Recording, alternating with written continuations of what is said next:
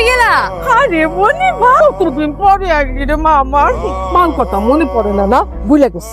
সাথে সাথে কি আর আসি না আম্মা? তুমি তো জানোই ঘরের মধ্যে কত কাজ থাকে, আর সব কাজ আমার একার করা লাগে। কি হলো, দাঁড়ায়ছো কেন? মিষ্টিগুলো দাও ভাবির হাতে, দিয়ে দাও। হ্যাঁ, কি ব্যাপার, মিষ্টির প্যাকেট এরকম হালকা কেন? আহ খুলে দেখো না কি আছে।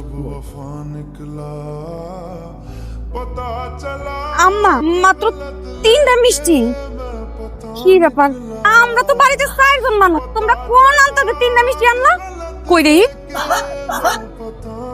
মিষ্টি কই? মানে তুমি নিশ্চয়ই আসার সময় মিষ্টি খাইছো, তাই না? জিভে পানি বসছিল তো, পরে একটা একটা করে খাইছি। তোর মিষ্টি আমি সারা জীবনের লেগে খাওয়াইতেছি। দাঁড়া, আব্বা আমার বাঁচান, আপনি কোন ডাইনি আমার মাইরে লইব। মিষ্টি কিনা সব মিষ্টি খাইয়া খালি প্যাকেট নিয়ে কেউ শ্বশুর বাড়িতে আসে? বাবা